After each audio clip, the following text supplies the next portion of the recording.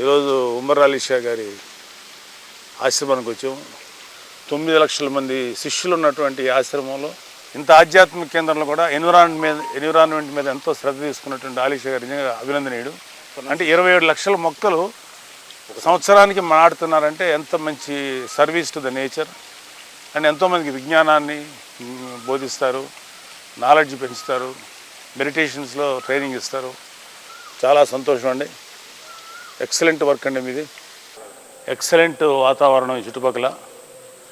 అన్నిటికన్నా ముఖ్యం ఏంటంటే మన భారతదేశంలో చాలా చోట్ల మతాలకు సంబంధించిన విభేదాల వల్ల పౌరుల్లోనే ఇండియన్ సైడ్ కూడా ఎన్నో రకాలుగా అభిప్రాయ భేదాలకు లోనయ్యి ఎన్నో గొడవలు రావటం సహజం.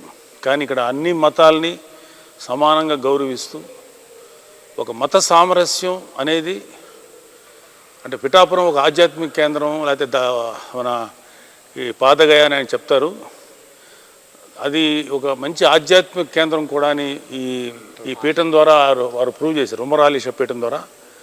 నిజంగా నాకు చాలా సంతోషంగా ఉందండి. ఎందుకంటే ఎప్పుడు కూడా నేను ఎన్నో చూశాను, కానీ అన్ని మతాలని సమానంగా గౌరవిస్తూ అన్ని మతాలు ఒకటే, అన్ని మతాల సారాంశం ఒకటే, మనుషులందరూ కలిసి ఉండాలని చెప్పే మీ యొక్క ఆశయం మాత్రం అండి చాలా గ్రేటెస్ట్.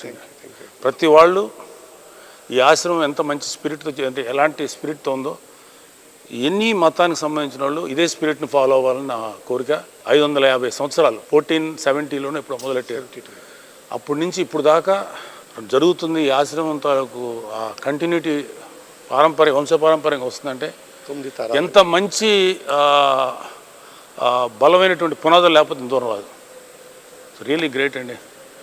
దానికి ప్రస్తుతానికి ఉన్నటువంటి పీఠాధిపతి ఉమర్ అలీ షా గారు అభినందనీయులు. అలాగే వారి బ్రదరు మహమ్మద్ అలీ షా గారు అండ్ మన కన్వీనర్ అందరికీ కూడా చాలా థ్యాంక్స్ అండి. ఆల్ ది బెస్ట్ అండి.